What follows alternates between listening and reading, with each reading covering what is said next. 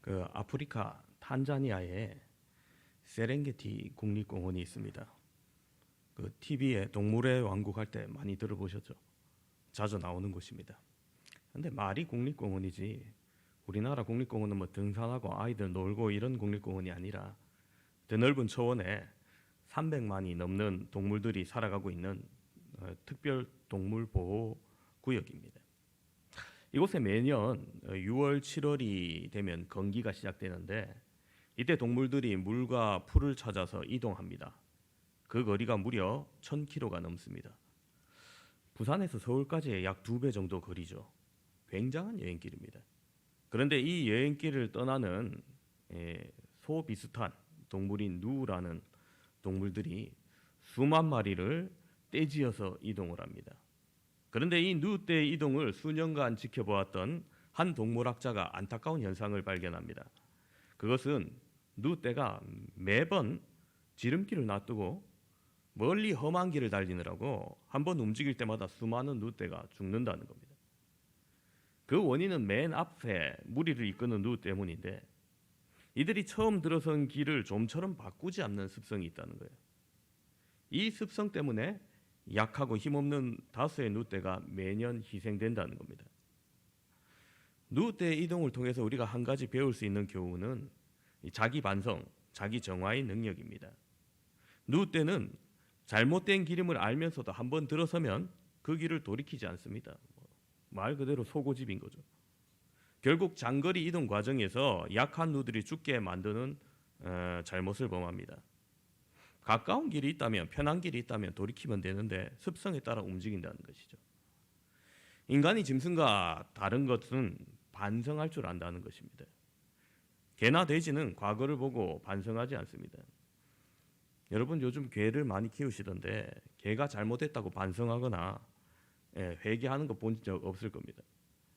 돼지가 나는 너무 많이 먹기만 한다면서 빈둥거리고 노는 걸 그만두고 다이어트 하겠다 금식하는 거 보신 적 없을 겁니다. 짐승은 자기 성찰을 모릅니다. 그래서 2000년 전의 모습이나 지금의 모습이나 그대로입니다. 그러나 인간은 자신을 돌아볼 줄 알며 반성할 줄 압니다. 회개할 줄 아는 거죠. 자정의 노력을 가하려 합니다. 그래서 인간의 성숙과 성장은 자기 반성에서 시작합니다. 자신의 습관이나 자존감 때문에 반성을 고집한다면 그 인생은 퇴보합니다. 불행한 인생이 됩니다. 내 잘못된 생각, 잘못된 가치관, 나쁜 습관 가지고 있다면 속히 돌이켜야 합니다. 오늘 본문의 말씀은 오병이어의 이적을 행하신 이후 그 이튿날에 자신을 쫓아온 큰 무리에게 예수님께서 너희가 나를 찾는 것은 표적을 본 까닭이 아니요 떡을 먹고 배부른 까닭이로다 말씀하시면서 썩을 양식을 위하여 일하지 말고 영생하도록 있는 양식을 위하여 일하라. 그 영생하도록 있는 양식에 관한 말씀입니다. 여러분 영생하도록 있는 양식을 위해 하는 일이 무엇일까요? 예수님을 쫓는 유대인들은 이 일이 하나님의 일로 알았습니다. 그래서 예수님께 우리가 어떻게 하여야 하나님의 일을 하오리까 물었습니다. 참 놀라운 것은 그 유대인들에게는 주님의 말씀에 전혀 관심이 없다는 겁니다. 예수님께서 말씀하셨듯이 그들의 관심은 표적이 주는 의미가 아니라 표적으로 말미암아 먹고 배부른 까닭이었습니다. 우매한 그들이었지만 예수님은 하나님의 일에 대해서 설명해 주십니다. 하나님께서 보내신 이를 믿는 것이 하나님의 일이요 주님이 주시는 양식을 받아 먹기만 하면 된다는 겁니다. 그때 묻습니다. 요한복음 6장 30절에 그들이 묻되 그러면 우리가 보고 당신을 믿도록 행하시는 표적이 무엇이니까? 그렇게 물어요. 자, 여러분 이 말은 우리로 보고 당신을 믿게 하는 표적을 나타내십시오. 기적을 보이십시오. 기적이 뭡니까? 라는 거예요. 좀 당황스러운 일입니다. 그들이 표적을 본 까닭이 아니고 먹고 배부른 까닭임을 그들 입으로 증명하는 거예요. 여러분 닭이 주인이 지나가면 쫓아오죠. 왜? 모이 줄까 봐 쫓아오는 거잖아요. 졸졸 따르는 병아리에 불과한 사람인 겁니다. 그들은 오병이어의 기적을 체험했습니다. 예수님을 쫓아온 유대인들은 이 놀라운 기적을 실제로 보았던 거죠. 보기만 한 것이 아니라 실제로 먹기까지 합니다. 아, 이게 배부른 거구나.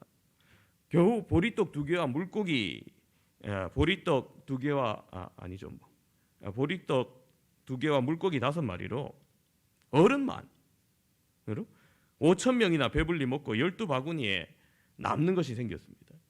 그런데 여기서 그들이 다른 표적을 무엇을 구할까요? 여러분, 그것은 신앙생활이 어린아이 같이 크지 않기 때문입니다. 성숙하고 성장하지 않았기 때문에 계속 표적만 구하는 겁니다. 여러분, 그러면 신앙생활의 성숙과 성장을 위해서 무엇이 필요할까요? 내 뜻을 이루기보다는 주님의 뜻을 이루어야 됩니다. 주님의 뜻을 이루는 성도가 되기 위해서 무엇을 해야 합니까? 오늘 예수님의 말에 해답이 있습니다. 우리 집중해서 함께 듣기를 소망합니다. 여러분, 주님의 뜻을 이루기 위해서 우리가 할 일이 무엇이냐? 그 첫 번째는 예수님을 믿는 겁니다. 예수님을 믿는 것에서 시작해야 돼요. 오늘 본문 35절 우리 함께 보도록 하겠습니다. 예수께서 이르시되 나는 생명의 떡이니 내게 오는 자는 결코 줄이지 아니할 터요 나를 믿는 자는 영원히 목마르지 아니하리라. 아멘. 예수님이 자신을 떡에 비유하는데 그냥 떡이 아니라 생명의 떡이라 말씀합니다. 헬라에서 이 생명을 표현할 때는 2단어를 씁니다. 하나는 비오스, 하나는 조에입니다. 비오스라는 단어는 육체적 생명을 뜻합니다. 심장이 맥박을 뛰는 동안 유지되고 있는 우리의 목숨, 즉 육체적 생명을 가리키는 단어입니다. 간혹 너무 영적인 성도님들이 육체적 생명에 대해서 상대적으로 경시하는 듯한 모습을 간혹 볼 수 있습니다. 아유, 그거 드시면 안 좋을 건데 하면 아유, 어차피 썩어질 육신인데 어때 하면서 드시는 분들이 있습니다. 근데 여러분, 모르겠습니다. 농담일 수도 있지만은 잘못된 태도입니다. 우리의 육체적 생명도 소중합니다. 이 생명도 하나님이 우리에게 주신 거잖아요.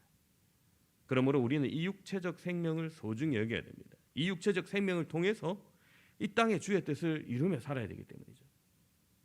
반면 조에라는 단어는 영적 생명을 가리킵니다. 이 단어엔 요한복음에만 36번 이상 반복적으로 나타납니다. 자, 그러면 여러분, 영적 생명이란 뭡니까? 육체적 생명과 영적 생명이라고 할 때 주의할 게 있습니다. 자칫하면 육체적 생명 따로 영혼의 생명 따로 있는 것처럼 오해할 수도 있기 때문입니다. 그럼 이 조회란 게 무슨 의미냐? 이 영적인 생명이란 이중적 의미를 가지고 있습니다. 하나님이 생명의 원천 되시는 상태인데 그 하나님과 교제하는 상태를 조회라고 하는 거예요. 다른 하나는 천국에서 하나님과 더불어 영원히 사는 것을 말합니다. 자, 그러므로 우리에게 있어서 이 비오스 정말 중요하죠. 우리의 정말 소망입니다. 그러나 더 관심을 가져야 될 것이 바로 이 조회라는 겁니다. 영원한 생명인 겁니다. 예수님은 생명의 떡이다 말씀하십니다. 이스라엘 백성들이 광야 여정에서 먹었던 하늘에서 내려온 떡을 먹었습니다. 만나죠. 그런데 그들이 하늘에서 그 내려온 떡을 먹고도 굶어 죽지 않고는 살았습니다만 영원히 살 수는 못했습니다.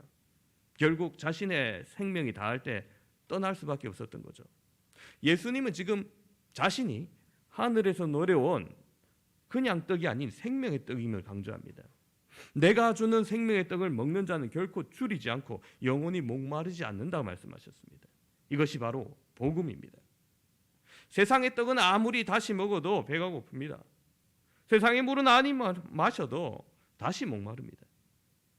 수가성 여인을 보면은 남편이 5이 있었으나 지금 사는 남편도 또한 그 남편이 아니라 말합니다. 얼마나 목마른 삶이었을까요? 얼마나 갈증 있는 삶이었을까요? 사람의 눈을 피해서 정오에 물을 기르러 나옵니다. 그때 여인에게 물을 달라 하는 예수님을 바라보고 분명히 유대인인데 왜 나한테 말을 걸지 이상한 눈초리로 바라보던 사마리아 여인은 대화를 하는 도중 그분이 기다리던 메시아 예수님이라는 사실을 알게 됩니다. 예수님이 영원한 목마름을 해결할 분임을 알았던 겁니다. 그녀는 그 즉시 물동이를 던지고 동네로 뛰어가 자기가 만난 분이 구약에서 선지자들이 말하던 그 메시아 예수님임을 선포합니다. 여러분, 우리의 인생의 진정한 아픔, 목마름, 문제를 해결할 수 있는 유일한 방법은 오직 예수 그리스도이십니다. 예수님만이 유일한 희망이십니다. 아직도 내 힘과 내 노력 방법으로 문제를 해결하고 애쓰고 있지는 않습니까? 주님 앞에 나오시기를 바랍니다. 주님의 십자가 앞에 모든 문제를 내려놓고 나의 모든 정욕과 욕심을 십자가에 못 박고 예수님을 바라보시기 바랍니다. 예수님을 깊이 묵상합시다. 그때 그 안에 문제의 실마리가 보일 것입니다. 예수님을 믿을 때 쓴물이 단물로 바뀌는 기적이 있습니다. 두 번째로 주님의 뜻을 이루기 위해서 우리가 할 일은 잃어버린 자를 찾아 구원하는 것입니다. 여러분 39절 말씀 함께 보도록 하겠습니다. 나를 보내신 이의 뜻을 행하려 함이라.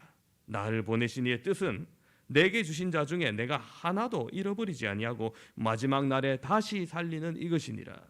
그렇습니다. 잃어버리지 않을 것. 누가복음 19장에 보면 삭개오 이야기가 나오죠.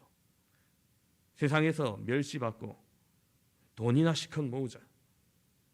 키가 작아서 열등감이 있는 그는 열등감과 수치감에 사로잡혀 사람들 앞에 제대로 나오지 못하지만 예수님이 지나간다는 소리를 듣고 예수님 얼굴이라도 한번 보려고 돌 무화과 나무에 올라가서 웅크리고 앉아 있습니다. 그 삭개오를 주목하고 예수님이 부르시죠. 삭개오야 속히 내려오라. 내가 오늘 내 집에 유하여야겠다. 세상 사람들이 미워하던 삭개오의 집에 예수님이 들어가십니다. 이것을 본 사람들이 수군거리죠. 야, 죄인의 집에 들어간다. 근데 예수님은 그것이 아니라 그 사람의 중심을 보시죠. 주님을 만나고 싶어하던 삭개오의 중심을 보시고 삭개오는 예수님이 만나 주신 것을 보고 회개합니다. 주님의 사랑 앞에서 잃었던 자신을 다시 찾아갑니다. 불의하게 착취하였고 빼앗았던 것 가난한 자들에게 나눠주겠다고 합니다. 토색한 것은 4배나 갚겠다고 약속합니다. 삭개오를 향해서 이런 주님이 말씀하시죠. 오늘 구원이 이 집에 이르렀으니 이 사람도 아브라함의 자손입니다. 인자에 온 것은 잃어버린 자를 찾아 구원하려 함이니라. 그렇습니다. 예수님의 오신 가장 중요한 목적 바로 영혼을 찾는다는 겁니다. 먼저 내 안에 이른 나를 찾기를 바랍니다. 주님을 믿는다고 하면서 혹 빵을 위해 주님을 따르고 있다면 여전히 영적 배고픔에 허덕일 수밖에 없습니다. 오늘 예수님을 기적을 보고 따랐던 자들이죠. 내 안에 해결되지 않은 마음의 상처를 가지고 주님 앞에 나아가야 됩니다. 그리고 그 주님을 진정 만나야 됩니다. 삭개오는 주님을 만남으로 열등감과 죄책감과 수치심의 자리에서 벗어났습니다. 자신을 찾았습니다. 자신의 약함이 오히려 주님이 주시는 강함으로 거듭나는 계기가 되었습니다. 이 은혜가 저와 여러분 가운데도 함께하기를 바랍니다. 이제 내가 인격적으로 주님을 사랑하고 경험하고 만났다면 이런 영혼을 찾아야 합니다. 내 삶 속에서 더욱더 본질적인 중요한 것을 발견했다면 그것이 당연히 나누어야겠죠.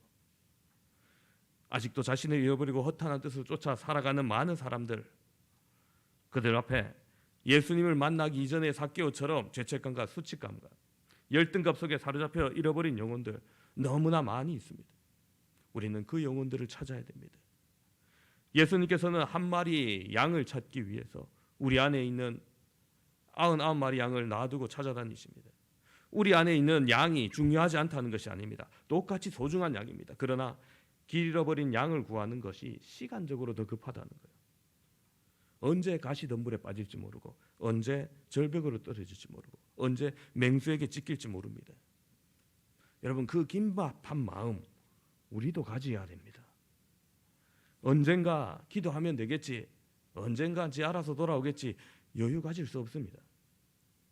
만약에 여러분 사랑하는 자녀, 남편, 형제 자매가, 친구가 한 발자국만 더 가면 낭떠러지에 추락하는 상황에 있다면 여러분 어떡하겠습니까? 천천히 알아서 행동해라 하면서 여유 부리실 겁니까? 기도하고 천천히 나와 이럴 겁니까? 아니죠. 모든 수단과 방법을 동원해서라도 야 더 가면 안 된다고 멈추게 하실 거 아닙니까? 2009년에 서대문의 주택가에서 화재가 발생했었습니다. 소방대원이 그 사건으로 6명이나 순직했어요. 왜 죽으셨냐?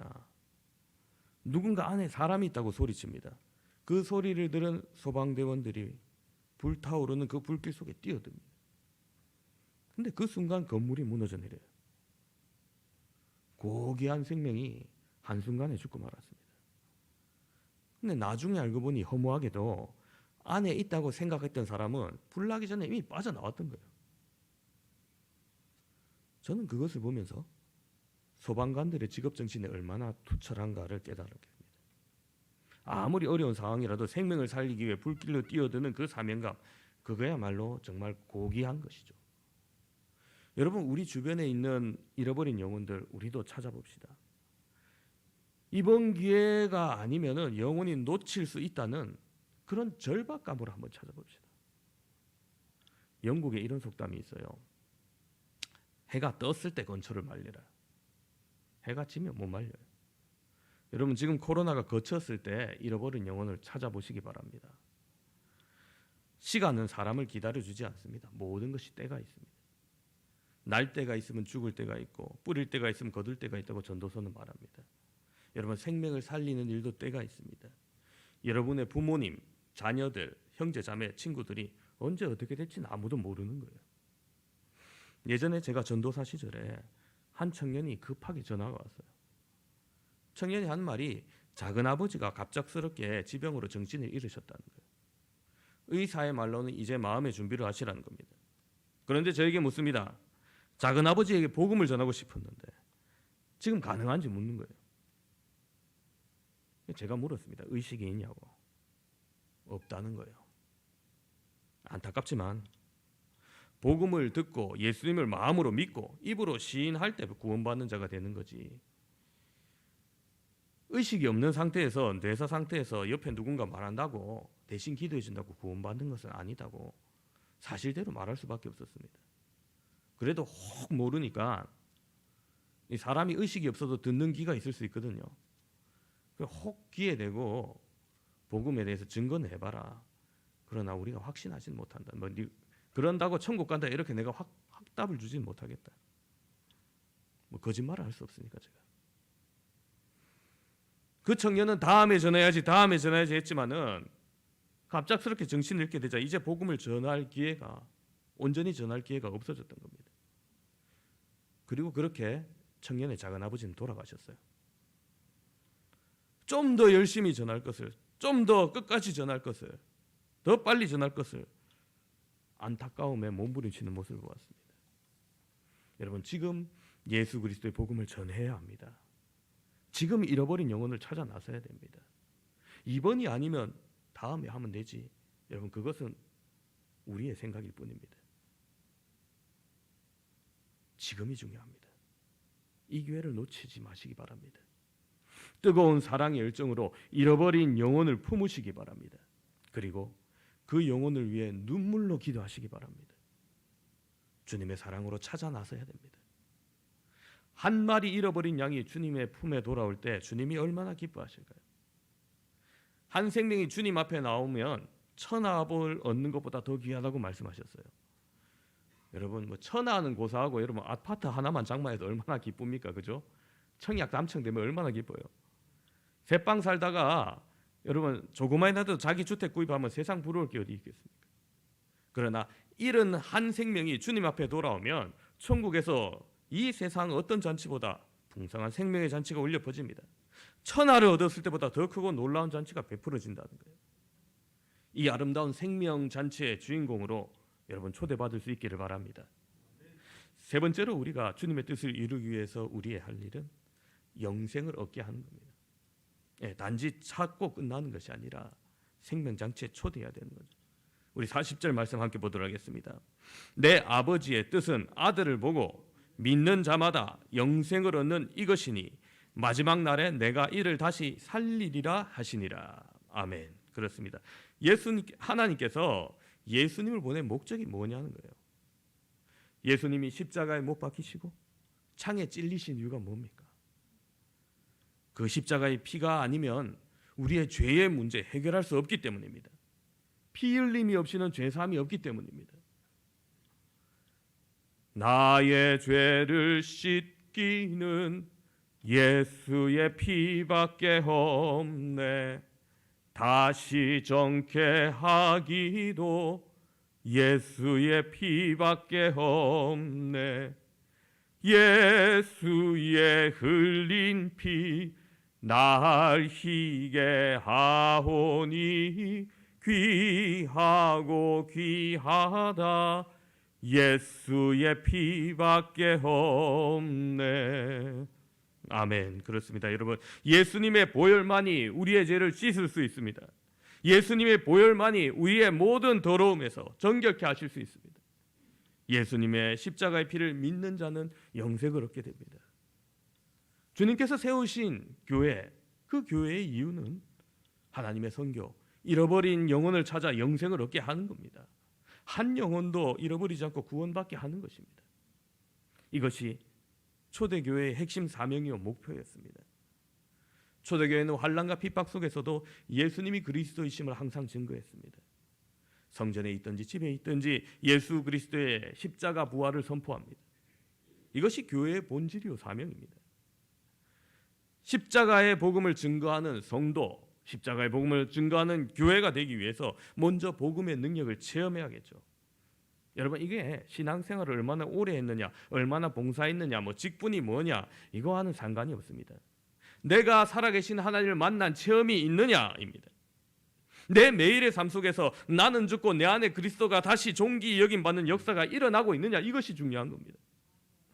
복음의 능력을 체험한 사람은 십자가를 증거하지 아니할 수 없습니다. 초대교회는 여러분 전도학교가 따로 없었어요. 전도 프로그램도 없었습니다. 전도대도 없었습니다. 그렇다고 대단한 건물이 있어서 우리 교회 한번 와봐라 이런 것도 아닙니다. 오직 하나, 그들의 마음속에 불타고 있는 것, 십자가의 부활의 열정인 겁니다. 그들은 핍박을 받아도 오히려 기뻐합니다. 사도행전 5장 41절 42절을 보시면은 사도들이 그 이름을 위하여 능력받는 일에 합당한 자로 여기심을 기뻐하면서 공회 앞을 떠나니라. 그들이 날마다 성전에 있든지 집에 있든지 예수는 그리스도라고 가르치기와 전도하기를 그치지 아니하니라. 아멘. 그렇습니다. 그들은 아무리 핍박을 받아도 자기가 복음의 도구로 쓰임받는 그 자체가 행복했습니다. 그러자 날마다 구원받는 자의 수가 더했습니다. 성령의 위로와 성령의 역사가 가는 곳마다 나타납니다. 이것이 바로 사도행전 교회의 모습입니다. 여러분, 우리 교회가 이 사도행전 교회의 비전을 이루기 위해서 무엇보다도 복음의 열정을 회복해야 할 줄을 믿습니다. 모든 성도가 이 십자가를 손에 붙들어야 됩니다. 복음의 능력에 사로잡혀야 됩니다. 몇 년 전 타임즈에 났던 기사입니다. 이집트 피라미드에서 3,000년 된 미라가 발견됐어요. 그런데 그 미라의 손에 한 줌의 곡식이 담겨 있습니다. 모르겠습니다. 저승 갈 때 먹으라고 그들이 쌓아놓은 의식 같은 것일지 모르겠습니다만, 학자들이 이 곡식 과연 살아있느냐, 심으면 땅에 나느냐, 옥신각신할 때 한 농부가 그건 뭘 의논을 하냐, 씹어 먹으면 되지 하면서 간단하게 실험을 합니다. 씨앗을 심고 보니 놀랍게도 여러분 70%가 싹이 납니다. 무려 3,000년간 생명을 보존하고 있었던 거죠. 그 곡식은 그렇게 3,000년을 살아왔습니다. 근데 놀라운 사실이라 하지만 여러분, 이것은 우리에게 또 다른 교훈을 줍니다. 죽은 미라의 손에 곡식이 들려 있으면 아무리 오래 있어도 생명이 움트지 않는다는 거예요. 역사가 일어나지 않는다는 거예요. 그러나 살아있는 자의 손에 들려서 땅에 뿌려지고 농부가 심었을 때 싹이 나고 놀라운 열매를 맺는 겁니다. 여러분, 우리는 죽은 미라의 손이 아닙니다. 우리의 손은 이미 예수 그리스도의 능력의 손에 붙들린 자요.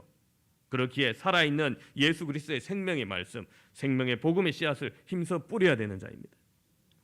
내 복음이 내 손 안에 머물러 있다면 그것은 게으름이요 직무유기입니다. 나면 살면 된다는 이기적인 신앙의 모습입니다. 생명의 씨앗이 뿌려질 때 세상을 구원하는 역사가 나타납니다. 교회는 그래서 유람선이 아니라 구조선입니다. 신앙생활하면서 서로 교제하고 사랑 나누는 거 정말 중요합니다. 그래서 우리가 나가기도 했잖아요. 정말 중요합니다. 그러나 우리끼리 사랑하고 우리끼리 친교하고 우리끼리 어울린다. 5년이 되고 10년이 되고 15년이 돼도 그 멤버가 그 멤버가 똑같아. 여러분, 사교 모임이지 교회 모임이 아닙니다.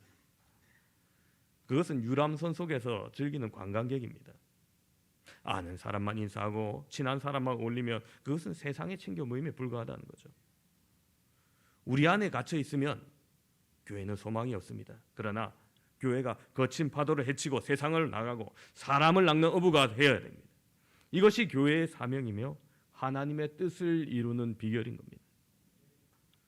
여러분, 결혼한 가정, 신혼부부 3년이 되고 5년이 되고 10년이 돼도 자녀가 태어나지 않는다. 참 힘든 일이죠. 가정에 울음소리가 있고 자녀의 아이 소리가 있고 여러분 노래소리가 있어야 행복한 거 아닙니까? 애 키우기 힘들다 할 때도 그때가 그래도 제일 행복한 것 같아요. 제가 요즘 다 큰 딸한테 너 요즘 왜 아빠한테 노래 안 불러줘 그래 얘기해요. 예전에는 어린이집만 다녀오면 조잘조잘 계속 얘기하고 노래 어린이집에 배웠던 노래 계속 부르고 걸걸한 목소리로 그랬는데 요즘 안 불러준다는 거예요. 그러니까 아빠는 무슨 요즘 그래 얘기해요. 근데 참 그런 것 같아요. 그때 효도 당한다고 그때가 가장 이쁜 것 같아요. 그렇습니다. 아이가 있고 키우기 힘들고 떼쓰고 뭐 그래도 그럼 그때가 가장 귀하고 아름답게 보이는 거죠. 교회 안에서도 마찬가지입니다. 여러분 새신자가 있어야 되는 거예요. 새신자가 없으면 바로 악이 없는 가정과 같은 겁니다. 자식 키우는 것이 힘드니까 애가 없었으면 좋겠다. 큰일 날 소리죠. 여러분 가운데 뭐 면허 얘기 자주 하시던데 장롱 면허 가지신 분들 좀 있을 겁니다. 그런데 여러분 아무리 나는 90년대 받았다, 뭐 2000년대 받았다 하더라도 아무리 오래 있어도 도로에 나가서 운전해보지 못하면 있으나 마나한 거 아닙니까? 그렇습니다. 여러분 우리가 이미 복음의 면허증을 발급받은 자들입니다. 이제 복음의 능력을 가지고 세상으로 나가야 됩니다. 처음에는 사고 날 수 있어요. 좌충우돌 할 수 있어요. 제가 아는 권사님은 딱 영업맨이랑 사인하고 딱 인수 받자마자 주차장 올라갔는데 바로 탁 박았다고 하더라고요. 새 차를. 세상에 나 1분도 안 돼서 어떻게. 근데 지금 운전 잘하고 다닙니다. 네, 그래요. 처음에는 두려울 수 있고 실수할 수 있습니다. 그러나 계속되면은 여러분 익숙해지고 어떤 악조건도 이겨낼 수 있는 힘과 능력을 얻을 수 있습니다. 우리의 모든 영적 신생아를 여러분 가슴에 품고 양육하는 기쁨을 누리기를 바랍니다. 이제는 아버지의 마음을 알고 아버지의 뜻을 품고 달려가야 됩니다. 그것이 바로 예수 그리스도의 복음의 능력을 덧입어서 가정을 향해 이웃을 향해 세상을 향해 나아가는 겁니다. 한 영혼이라도 건져내기 위해서 몸부림치는 것입니다. 그 속에 성령의 역사가 나타납니다. 성령의 위로와 기쁨이 그 속에 있고 하나님 나라의 부흥이 일어나는 겁니다. 오늘 함께 예배드리는 사랑하는 성도 여러분, 여러분의 신앙이 성숙되는 신앙, 성장하는 명품 신앙으로 거듭나기를 소망합니다. 아버지의 뜻을 이루는 교회, 바로 명품 교회입니다. 생명의 떡으로 오신 예수님을 믿고 잃어버린 한 영혼을 찾고 영생하게 하는 일에 최선을 다할 수 있기를 주님의 이름으로 축원합니다. 기도하시겠습니다. 하나님 은혜를 감사합니다. 우리의 삶 가운데 많은 시간과 순간을 살아가지만 우리가 주님의 뜻을 이해하지 못하고 미숙한 신앙으로 그렇게 살아갈 때가 많음을 주님 앞에 고백합니다. 오늘 예수님을 쫓아왔던 사람들 표적을 본 까닭이 아니요 먹고 배부른 까닭이라 주님이 말씀하시면서 진정한 하나님의 일은 우리에게 설명하셨던 것을 다시 한번 바라보게 됩니다. 우리도 주님의 뜻을 이루는 성도, 주님의 뜻을 이루는 교회 되기를 소망합니다. 예수님을 믿으며 잃어버린 자를 찾으며 영생 얻게 하는 이 놀라운 구원의 섭리에 우리를 도구로 사용해 주시고 우리가 이 일에 쓰임받을 때 더욱더 기쁨으로 나아갈 수 있도록 주님 함께하여 주시옵소서. 감사를 드립니다. 우리 구주 예수 그리스도 이름으로 기도합니다. 아멘.